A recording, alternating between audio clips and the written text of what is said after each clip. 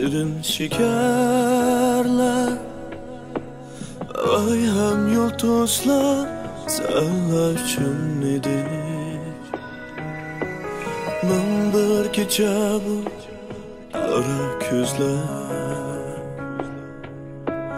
her bir hayalim senikidir. Sen bilenler bağlanan arzu, fakat seni söylemem dedi. Hiç kaçan geçemeyim seninle, bu güzel duygular seninkidir.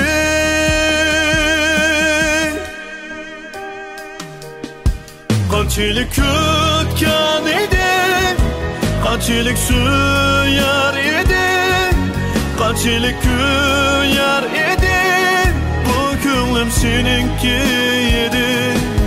Ko'rmasam bir kunlar seni, uyqu yo'q bu kechalari, yuragim faqatla senin edi.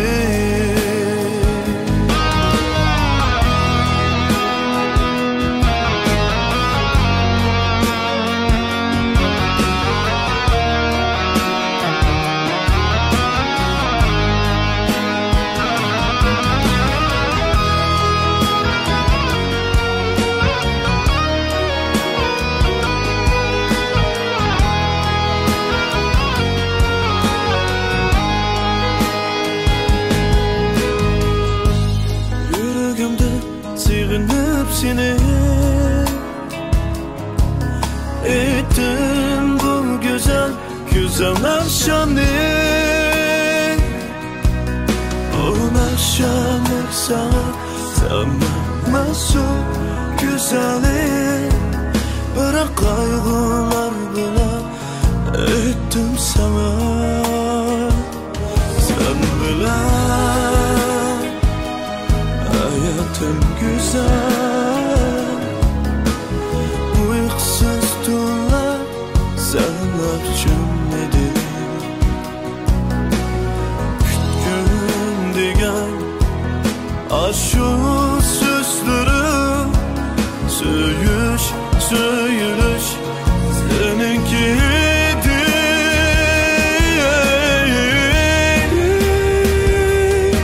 Qanchalik kutgan edim, qanchalik suyar edim, qanchalik kuyar edim, bu ko'nglim seninki edi. Ko'rmasam bir kunlar seni, uyqu yo'q bu kechalari, yuragim faqatla senin edi.